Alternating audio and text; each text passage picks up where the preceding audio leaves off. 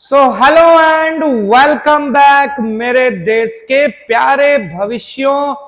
अभी अभी हमने एक दिन पहले ही ज्योग्राफी के मोस्ट आईएमपी 2 मार्क्स के क्वेश्चंस डिस्कस किए हैं। आज डिस्कस करने जा रहे हैं इकोनॉमिक्स के मोस्ट आईएमपी 2 मार्क्स के क्वेश्चन। देखो थंबनेल में ऑलरेडी मैंने नीचे लिख रखा है इन क्वेश्चंस को। ये क्वेश्चंस गलती से भी मत भूलना, बहुत बहुत बहुत इंपॉर्टेंट है। मैंने जो तीनों वीडियोस डाली हैं, हिस्ट्री के मोस्ट आईएमपी 2 मार्क्स, ज्योग्राफी के और ये इकोनॉमिक्स के, ये क्वेश्चंस गलती से ही मत छोड़ना। बहुत सारे क्वेश्चंस इनमें से आने के चांसेस हैं बच्चों, ठीक है। इग्नोर करोगे तुम्हारा नुकसान है। दूसरी चीज एक ये बता दूं मैं कि ये जो क्वेश्चंस हैं और इसके अलावा भी मैं जितने क्वेश्चंस करवा रहा हूं सारे के सारे बहुत बहुत बहुत इंपॉर्टेंट है। अगर आप प्रीवियस ईयर के कई पेपर्स भी निकाल कर देखोगे, इन क्वेश्चंस के साथ मैच करोगे, कुछ ना कुछ इसमें से जरूर आपको मिलेगा।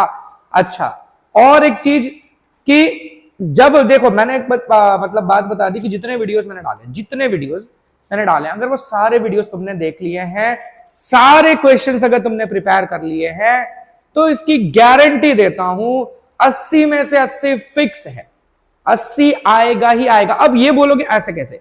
देखो जरूरी नहीं है। देखो मैंने कोई एक क्वेश्चन दिया है और मैंने बोला कि ये वाला क्वेश्चन इसी तरह से आएगा, ये जरूरी नहीं कि सेम उसी तरह से आएगा। थोड़ा सा इधर उधर ट्विस्ट करके पूछेंगे, लेकिन कॉन्सेप्ट वो जरूर मिलेगा आपको पेपर में। तो जितनी चीजें मैं डिस्कस कर रहा हूं ना बच्चों, अगर उतने क्वेश्चंस, वो सारे टॉपिक्स इधर फिट करके रखा है ना तुमने, तो तुम चाहोगे ना कि तुम्हारे 80 नहीं आए, 79 ही आ जाए, तो भी 80 आएंगे। ठीक है, आएंगे।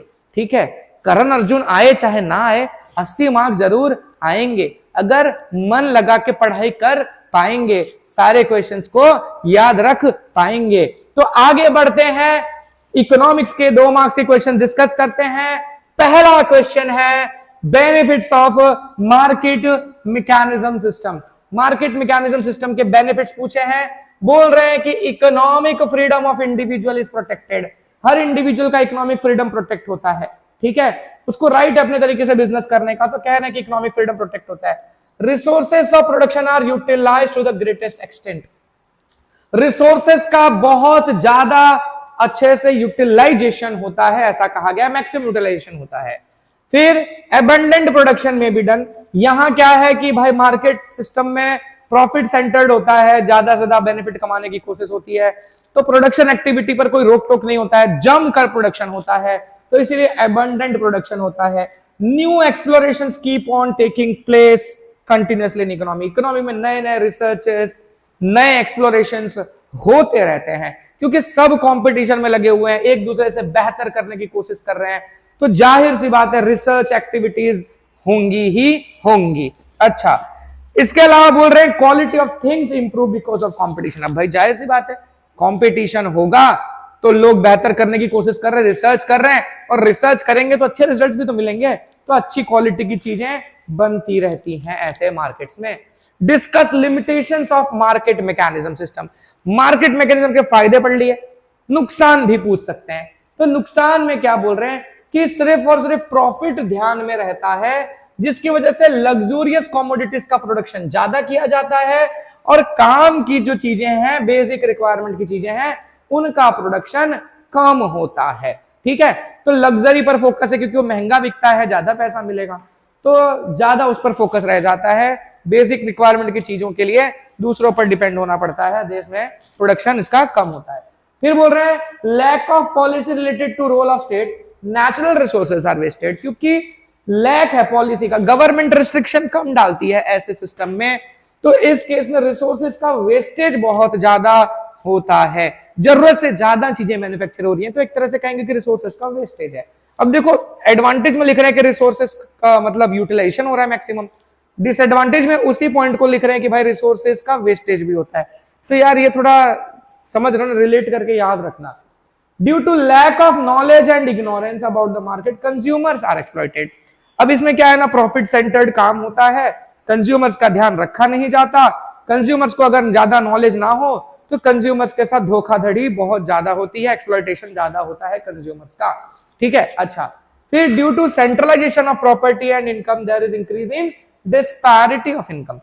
गिने चुने लोगों के हाथ में ही सारे रिसोर्सेस रहते हैं, पैसा गिने चुने लोगों के हाथ में है, जिसकी वजह से इनकम में डिस्पैरिटी बहुत ज्यादा बढ़ जाती है, अमीर ज्यादा अमीर, गरीब बहुत ज्यादा गरीब।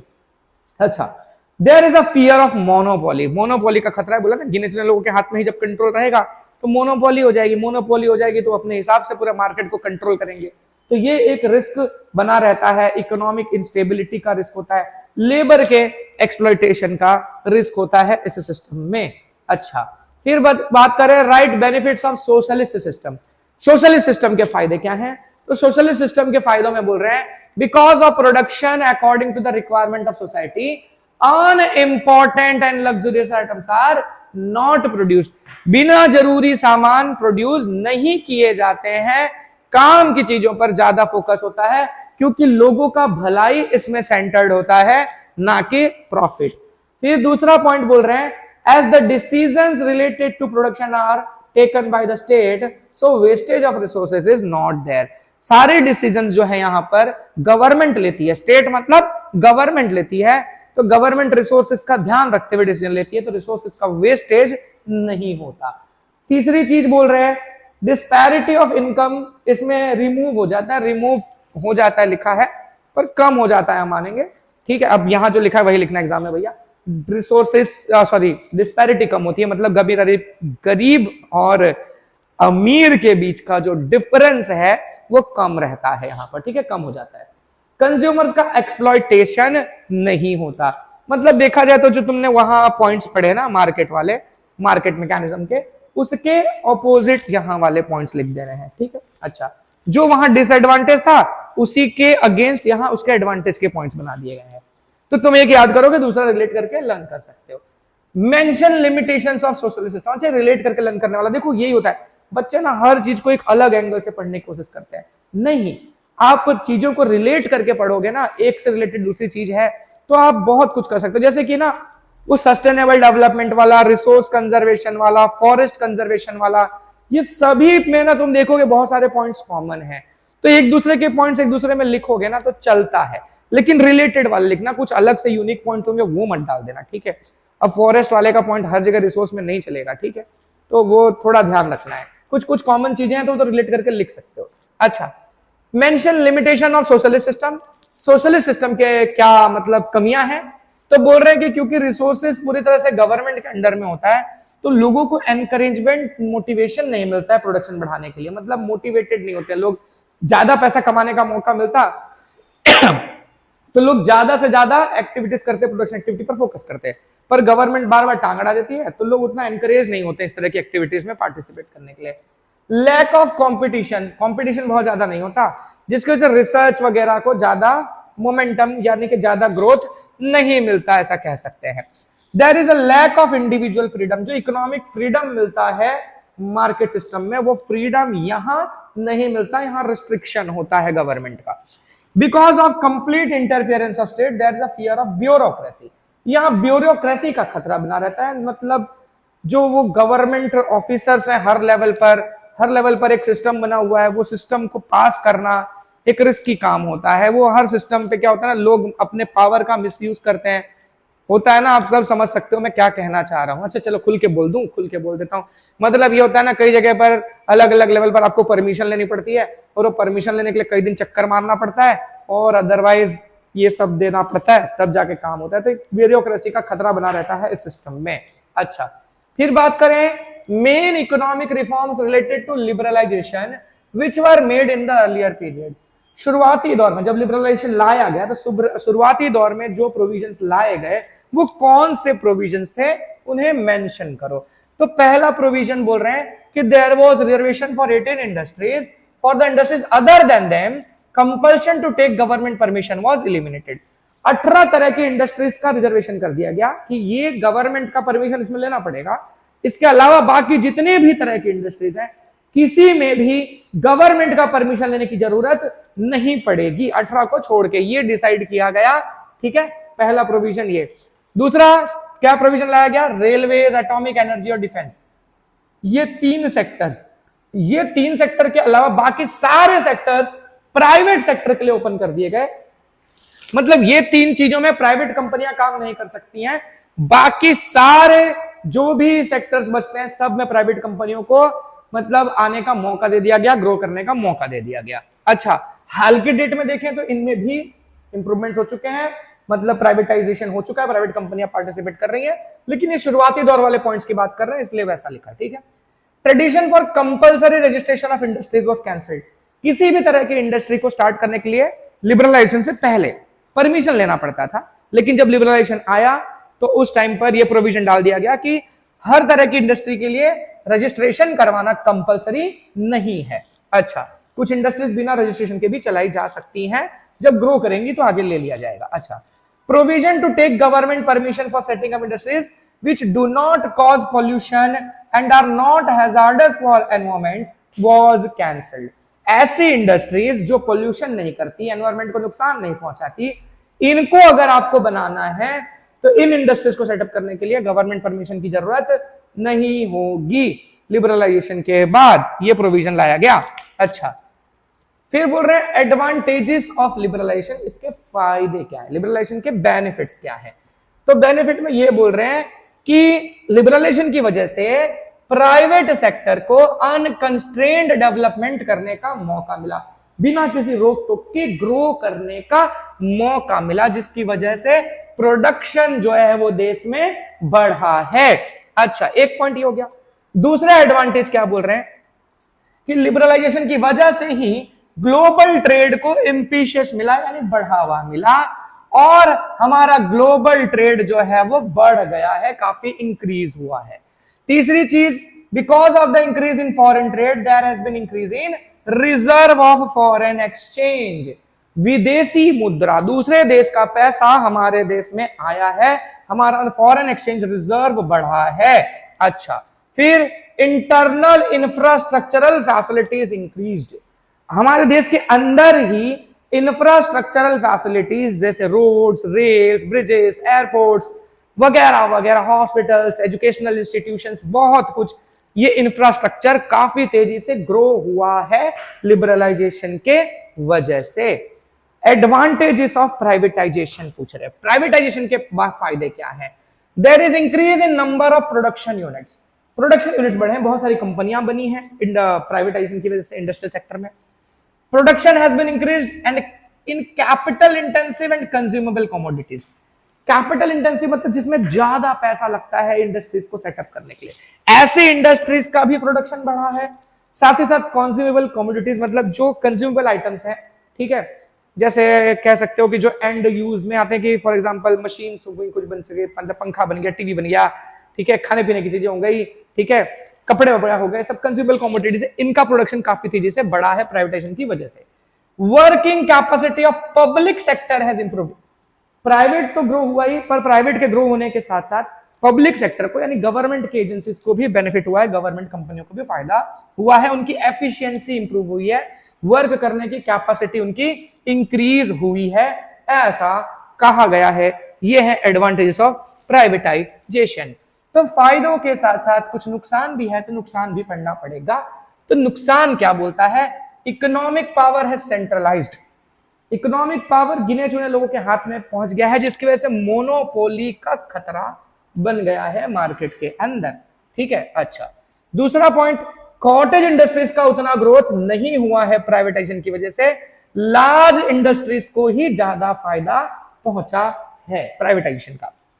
फिर बोल रहे हैं प्राइसेस जो हैं वो कंट्रोल में नहीं रहे हैं, प्राइस राइज की भी समस्या हुई। अब भाई जाहिर सी बात है प्राइवेटाइज्ड होंगी ना, अगर प्रोडक्शन प्राइवेट कंपनियां करेंगी तो वो अपना प्रॉफिट तो देखेंगी ना, वो ये थोड़ी ना सोचेंगे नहीं यार लोगों को दे देते हैं सस्ते दाम में, थोड़ा नुकसान सह लेते हैं, ऐसा थोड़ी ना होता है यार। हम अब सोच रहे हैं यार नहीं करना चाहिए, लोगों की सेवा तो करनी चाहिए, हम इस एंड पर हैं तो हम सोचते हैं कि ऐसा होना चाहिए।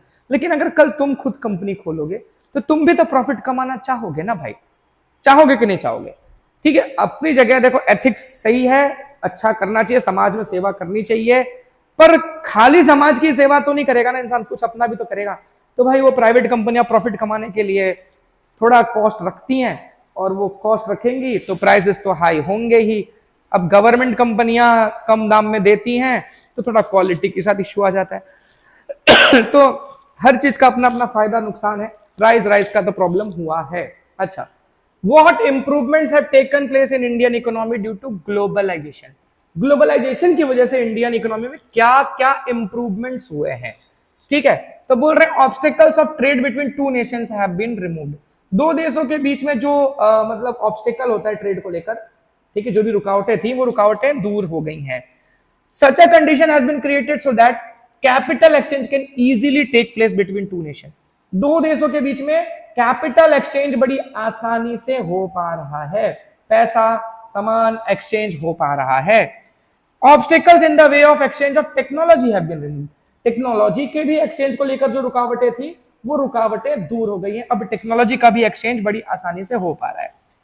Free exchange of labour may be there among different nations of the world. दुनिया के अलग अलग देशों में लेबर्स का भी एक्सचेंज हो रहा है, एक देश के लोग दूसरे देश में काम करने जा रहे हैं, ठीक है। अच्छा, अब ये ना सिर्फ इंडियन इकोनॉमी के हिसाब से ना पूछे, नॉर्मली अगर पूछे ग्लोबलाइजेशन का बेनिफिट, तो सारे देशों को ग्लोबलाइजेशन का ये सारा बेनिफिट हुआ है। और इंडिया के हिसाब से पूछे तो इंडिया के हिसाब से भी आंसर लिख सकते हैं, ठीक है। अच्छा, ऑब्जेक्टिव्स ऑफ डब्ल्यूटीओ। डब्ल्यूटीओ के ऑब्जेक्टिव्स बताने हैं आपको। तो बोल रहे हैं to remove obstacles influencing global trading. Global trade के अंदर जो भी मतलब ऑब्स्टेकल्स होते हैं उन्हें दूर करने का काम करेगा डब्ल्यूटीओ, इसलिए डब्ल्यूटीओ को बनाया गया था, ठीक है। वैसे मुझे तो लगता है जितने भी ये इंटरनेशनल एजेंसीज है ना, किसी काम की नहीं है सब, ठीक है, किसी काम की नहीं है। वो यूनाइटेड नेशन सबसे निकम्मा ऑर्गेनाइजेशन पूरी दुनिया में वही है, ठीक है। मुझे तो बेकार लगते हैं, कोई मतलब के नहीं है। 9th स्टैंडर्ड के ऐसे में भर भर के लिखा है, ऐसा कर देता है वैसा कर देता है, क्या कर लेता है। आज तक तुमने देखा कभी कुछ इफेक्टिव काम करके दिया उसने? मेरे को तो नहीं दिखा, ठीक है। कुछ काम का नहीं है, वो अमेरिका दादागिरी कर रहा है हर जगह, जिसको चाहे जो मन में आ रहा है बोल रहा है, तेरा एरिया कब्जा लूंगा, तेरा एरिया कब्जा लूंगा, इसको टैरिफ चला के मारो, उसको टैरिफ चला के मारो। कोई कुछ कर ही नहीं पा रहा है। अगर यूनाइटेड नेशन कुछ पावरफुल होता तो कोई एक देश अपनी मनमानी कर सकता है क्या? नहीं कर सकता है। उसके बाद वो पीस कुछ बोर्ड बना रहे हैं, पीस बोर्ड। न्यूज़ देखते हो कि नहीं देखते हो? न्यूज़ देखते होगे तो पता होगा, वो कुछ वर्ल्ड पीस बोर्ड बना रहे हैं, उसमें दुनिया के देशों को फिर से जोड़ा जा रहा है पीस एस्टैब्लिश करने के लिए। तो यूनाइटेड नेशन किस लिए बनाया गया था? पीस के लिए तो बनाया गया था। उसके पीस पीस पीस कर दिए तुमने, और अब दूसरे दूसरे पीसेस की बात कर रहे हो, कुछ भी मतलब। चलो आते मुद्दे पे, अपने को कौन सा एग्जाम में वो लिखना है, लेकिन थोड़ा दुनिया का नॉलेज रखना चाहिए, ठीक है। जियोपॉलिटिक्स को समझो, दुनिया को थोड़ा समझना चाहिए। आगे चल के तुमको भी मार्केट में उतरना है, जॉब करना है, बिजनेस करना है, तो अभी से थोड़ा अंदाजा लोगे ना कि आगे चल के दुनिया की सिचुएशन कैसी हो सकती है, क्या नहीं हो सकती, तो कुछ अच्छे डिसीजंस ले पाओगे अपने फ्यूचर को लेकर।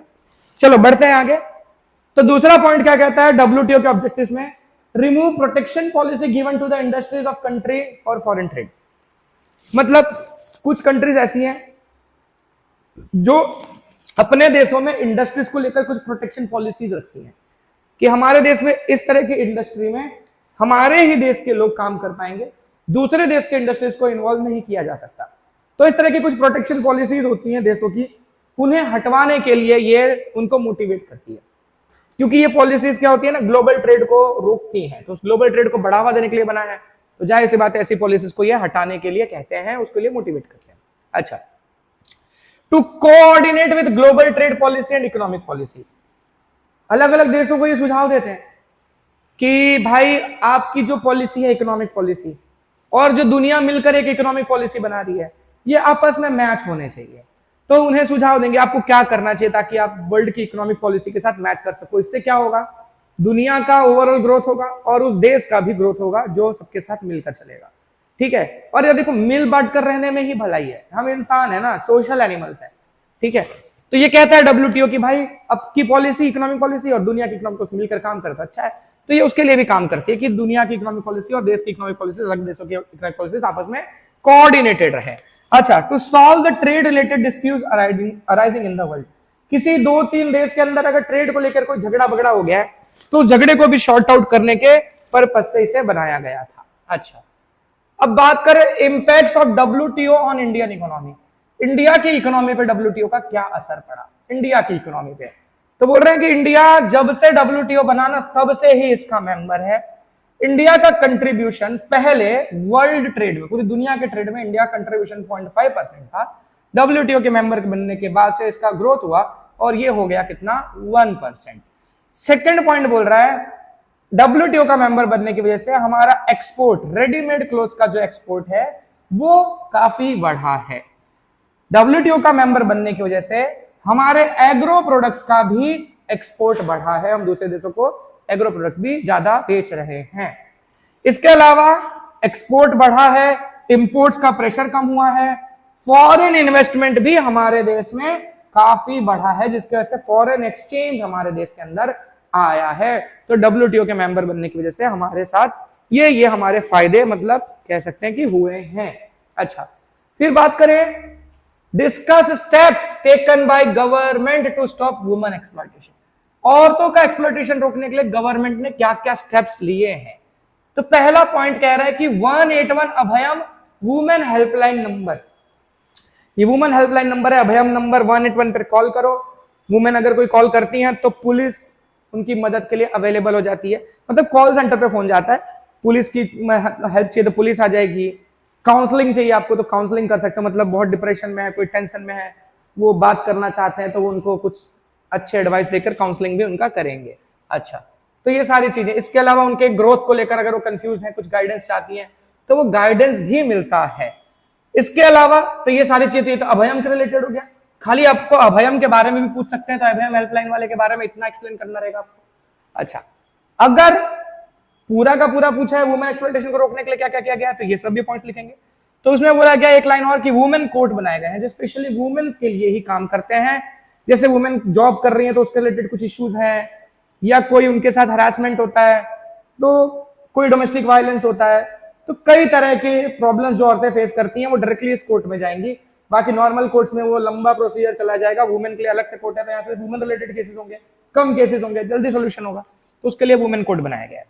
Government has become vigilant, government चीजों को लेकर विजिलेंट रही है, बड़ी एक्टिव हो गई है, नजर रखती है हर चीजों पे। जैसे कि फिजिकल कोई टॉर्चर है, मेंटल या सेक्सुअल एक्सप्लॉयटेशन अगर किसी वुमेन के साथ हो रहा है तो उसको प्रोटेक्शन प्रोवाइड करने को लेकर गवर्नमेंट सतर्क है। गवर्नमेंट ने लॉ भी पास किया है पार्लियामेंट में, जिसके तहत वर्क प्लेस पर जहां वो काम करती हैं, चाहे बिजनेस में, कहीं प्राइवेट एजेंसीज के लिए, चाहे मेड का काम कर रही है, मतलब नौकरानी का भी काम कर रही है, इन हर जगहों पर, ठीक है, मतलब उनको प्रोटेक्शन मिलेगा, मतलब उनका कोई एक्सप्लॉयटेशन नहीं कर सकता, ऐसी पॉलिसीज लाई गई हैं। Discuss the problem caused by communalism, communalism से क्या समस्याएं पैदा होती हैं। तो बोल रहे हैं कम्युनलिज्म देश के लिए इतने तरीके से हार्मफुल है, कितने तरीके से, यही है देखो। एक तो सोशल टेंशन, सामाजिक टेंशन पैदा होता है, समाज में भाईचारे की भावना खत्म होती है, मतलब कह रहे हैं कि अच्छा माहौल नहीं रहता है, माहौल बुरा हो जाता है। People consider their own friends as enemies, अपने ही दोस्तों को लोग दुश्मन की तरह देखने लगते हैं, ठीक है। एक बोल रहे हैं कि atmosphere of difference and hatred is created, नफरत का माहौल बन जाता है। कम्युनल टेंशन की वजह से कई बार कम्युनल राइट्स यानी दंगे वगैरह, झगड़े वगैरह भी हो जाते हैं। All these things are harmful for democracy, national integrity and development of nation. ये सारी चीजें डेमोक्रेसी के लिए खतरा है, देश के एकता के लिए खतरा है, ठीक है, देश के डेवलपमेंट के लिए खतरा है, हर तरीके से ये बुरी है। इसका टोपा उड़ के चला गया, रुको भाई टोपा लेके आने दो।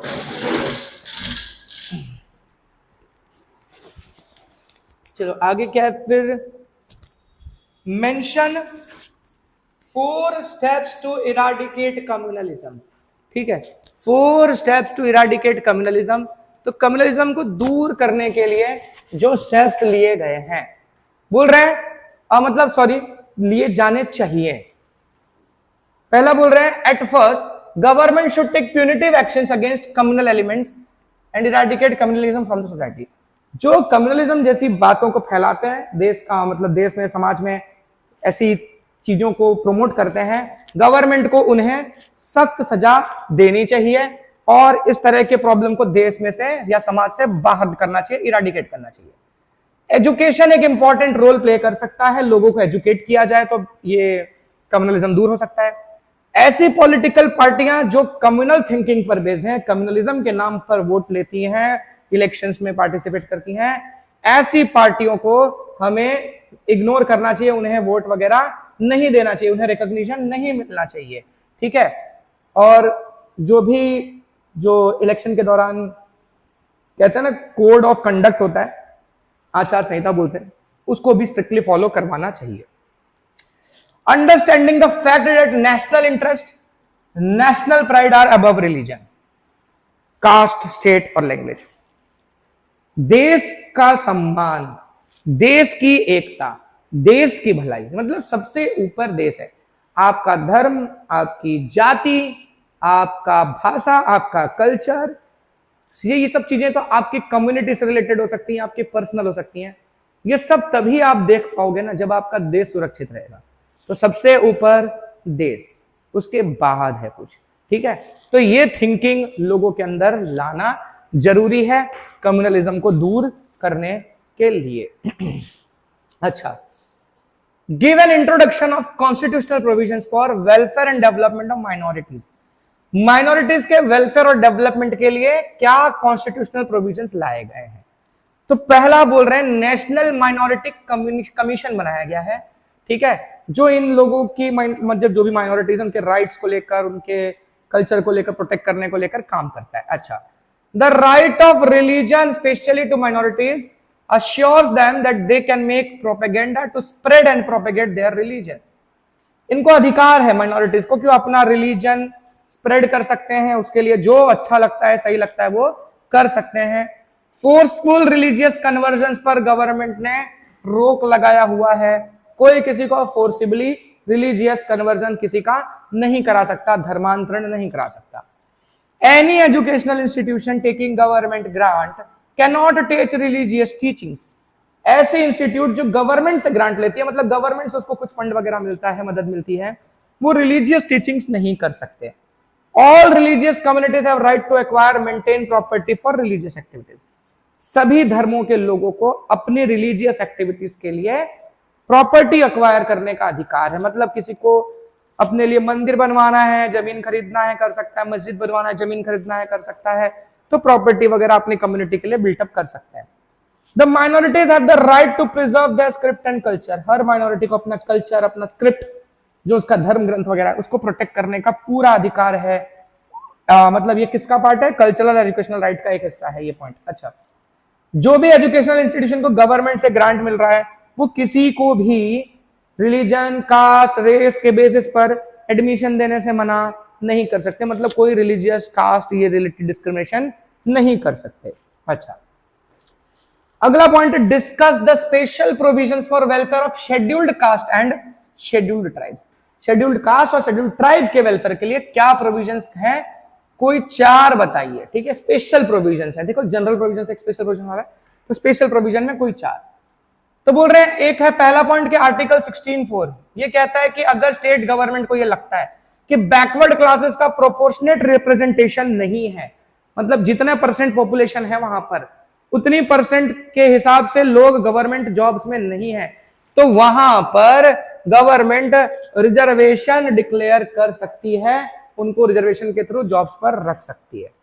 फिर आर्टिकल 330, 332 और 334 के तहत शेड्यूल्ड कास्ट और शेड्यूल्ड ट्राइब के लोगों के लिए लेजिस्लेटिव असेंबली में भी और पार्लियामेंट में भी सीट्स रिजर्व रखी गई हैं। एक सेशन, मतलब पार्लियामेंट का जो अपर हाउस यानी राज्यसभा है, इसको छोड़कर 1 मार्क्स का बहुत इंपॉर्टेंट क्वेश्चन, ठीक है, कि रिजर्वेशन कहां नहीं है, तो राज्यसभा में रिजर्वेशन नहीं है। अच्छा, seats are reserved for scheduled caste and scheduled tribes in gram panchayat and municipality. ये म्युनिसिपैलिटीज में, ग्राम पंचायत मतलब लोकल गवर्नमेंट ऑर्गेनाइजेशंस में उनके लिए सीट्स रिजर्व है। मतलब पार्लियामेंट में भी है, पार्लियामेंट के लोकसभा में, लेजिस्लेटिव असेंबलीज में भी है, लोकल गवर्नमेंट में भी है। अलग अलग 5 ईयर प्रोग्राम्स के तहत हॉस्टल्स वगैरह, कई तरह की schemes, scholarship, counselling, training centres, बहुत कुछ इन कास्ट के कम्युनिटी के बच्चों के लिए बनाए गए हैं। फिर आता है अगला question, difference between rebellion and terrorism. ये गुजरात बोर्ड का मतलब एकदम ऐसे कह सकते हैं कोर ऑफ द हार्ट में बसता है, ठीक है।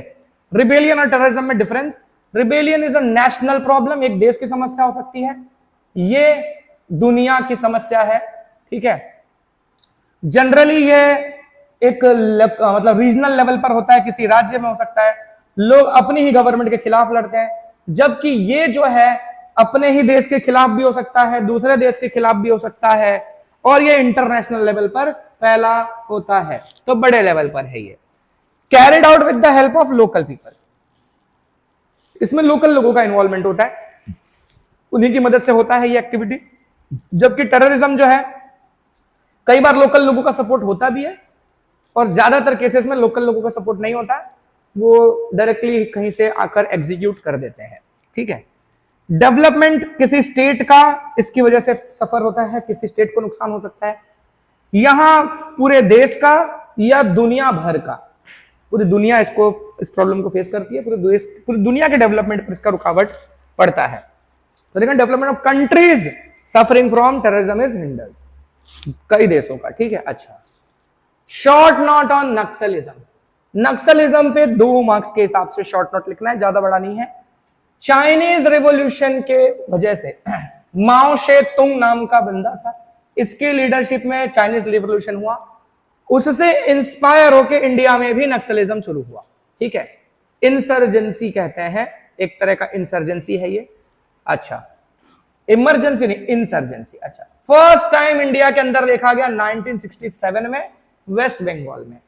ठीक है, लोगों ने चाइना वालों की किताबें ज्यादा पढ़ ली तो ज्यादा इंस्पायर हो गए, तो वहां के कुछ 2-4 नेता निकले हीरो बनने के लिए कि हम भी हीरो बनेंगे, कुछ लोगों को अपने साथ जोड़ लिया, प्रोटेस्ट कर लिया, धीरे धीरे ये सब कारनामे शुरू करवा दिए। इस फियर्स आइडियोलॉजी को नक्सलिज्म इसलिए कहा जाता है क्योंकि इसकी शुरुआत वेस्ट बंगाल के नक्सलबारी गांव से सबसे पहली बार हुआ। इंडिया में सबसे पहली बार वेस्ट बंगाल के नक्सलबारी से ये काम देखा गया और इसी वजह से इसका नाम नक्सलिज्म हो गया। हालांकि इंटरनेशनल लेवल पर इसको माओइज्म कहा जाता है क्योंकि ये माओ के फॉलोवर लोगों का मतलब कह सकते हैं कि आइडियोलॉजी है, तो इसलिए माओइज्म कहते हैं। बंगाल से शुरू हुआ, लेकिन अभी देखा जाए तो इंडिया के अलग अलग स्टेट्स में, देखो ये झारखंड, बिहार, आंध्र प्रदेश, इन सब जगहों पर ये फैला हुआ है। 2 बड़े ऑर्गेनाइजेशन है नक्सलिज्म में, कौन कौन सा है? एक है पीपल्स वॉर ग्रुप, दूसरा है माओइस्ट कम्युनिस्ट सेंटर। तो ये हमारा मतलब नक्सलिज्म का शॉर्ट नोट। अगला है discuss social effects of terrorism. Terrorism के सोशल इफेक्ट्स क्या है? तो बोल रहे terrorism leads to disintegration of the nation, देश के डिसइंटीग्रेशन को, मतलब देश को तोड़ता है टेररिज्म। ठीक है, अच्छा, लोगों के अंदर फियर और सस्पिशन का माहौल पैदा कर देता है, डर और शक का माहौल पैदा कर देता है। ठीक है, हर एज ग्रुप के लोगों पर इसका असर पड़ता है, किसी छोटे बड़े सब पे असर पड़ता है इसका। सबसे ज्यादा नुकसान होता है एजुकेशन को। ठीक है भाई, सबसे पहले स्कूल्स वगैरह ही बंद हो जाती हैं, ऐसा कुछ एक्टिविटी हुआ तो एजुकेशन पे बुरा असर पड़ता है। टेररिज्म की वजह से म्यूचुअल फेथ और फीलिंग ऑफ ब्रदरहुड खराब होता है, मतलब आपसी जो विश्वास है एक दूसरे पर हमारा, आपसी जो भाईचारा है उसको नुकसान पहुंचता है, उसके अंदर कमी आती है टेररिज्म के वजह से। कई बार टेररिज्म की वजह से कम्युनल कॉन्फ्लिक्ट्स होते हैं और समाज का स्ट्रक्चर टूटता है, समाज में बंटवारा होता है, लोग एक दूसरे के खिलाफ हो जाते हैं और समाज बढ़ जाता है। ठीक है, जिसकी वजह से केओस और अनरेस्ट, बोल रहे हैं समाज में केओस फैल जाता है, मतलब अफरा तफरी का माहौल बन जाता है, माहौल बहुत बिगड़ जाता है। ठीक है, लोग सोशल फंक्शंस वगैरह को खुलकर अच्छे से मतलब पूरे जोश से एंजॉय नहीं कर पाते हैं। ठीक है, तो आपसी रिलेशंस हमारे बिगड़ते हैं। तो ये हो गया सोशल इफेक्ट्स ऑफ टेररिज्म। तो फिलहाल मैंने इतने ही क्वेश्चंस कवर किए हैं। ठीक है, ज्यादा क्वेश्चंस मैंने अभी नहीं डाले हैं, अभी मैं कुछ क्वेश्चंस लाऊंगा जो कि एकदम अनएक्सपेक्टेड टाइप के होते हैं, मतलब कोने कोने में छुपे रहते हैं। वो कोने कोने में छुपे वाले क्वेश्चंस की भी एक सीरीज मैं मतलब आपको दूंगा, उसमें भी क्वेश्चंस डिस्कस करूंगा शॉर्ट्स के थ्रू या फिर एक साथ ज्यादा वीडियो में भी लेके करेंगे, क्योंकि ये जो होता है ना छुपे छुपे वाले, गुजरात बोर्ड के लिए 1-1 मार्क्स में छोटे वाले क्वेश्चन बड़े फेवरेट होते हैं। ठीक है, पिछले साल एक वो जल बिलाड़ी वाला क्वेश्चन है, मैंने क्लास में करवाते टाइम जब मैं सुबह पेपर लिख कर रहा था उस टाइम पे मैंने क्वेश्चन डिस्कस किया था। ठीक है, बड़ा ही अनएक्सपेक्टेड, कई लोग तो पता ही नहीं कि टेक्स्ट बुक में ऐसा भी कुछ है, तो वो क्वेश्चन आया था। तो ऐसे कुछ छुपे छुपे क्वेश्चंस होते हैं, वो भी मैं डिस्कस करूंगा आपके साथ। तो आज के लिए इतना ही, वीडियो फटाफट शेयर वेयर कर दो सबको। ठीक है, मेरा फायदा होगा शेयर करोगे तो। और क्या बोले, मोटिवेशन क्या ही दूं, पढ़ते रहो, एकदम मन लगा लो यार, अब समय बचा है नहीं। अब यार गिनने बैठोगे ना अगर, तो चैप्टर सारे सब्जेक्ट्स के जोड़ लोगे तो जितना दिन बचा है ना उससे कहीं ज्यादा तुम्हारे चैप्टर्स निकल जाएंगे। जब ये कैलकुलेशन करोगे तो टेंशन अपने आप बढ़ जाएगी। ठीक है, और टेंशन होगा तो पढ़ाई होगी, वरना नहीं होगी। लोग बोलते हैं टेंशन मत लो बेटा, ऐसा करो वैसा करो। नहीं भाई, टेंशन तो लेना पड़ेगा। इंसान का नेचर ही ऐसा है, जब तक टेंशन नहीं होता, प्रेशर नहीं होता, काम नहीं होता है। ठीक है, बिंदास रहेंगे तो थोड़ी कुछ होगा। तो एफर्ट डालो बच्चों, आपसे बहुत उम्मीदें हैं, आपके पेरेंट्स को भी उम्मीदें हैं। ठीक है, पूरे आपके पिछले 10-12 साल का जो भी आपने पढ़ा है उसको टेस्ट करने का मौका है ये, तो वो आज आपको साबित करना है। ठीक है, तो उस हिसाब से मेहनत करो। पेरेंट्स के साथ साथ मेरी भी एक्सपेक्टेशंस हैं आपसे, और आपकी खुद की तो होंगी ही। ठीक है, तो चलते हैं, खाना पीना खाओ, चिल मारो।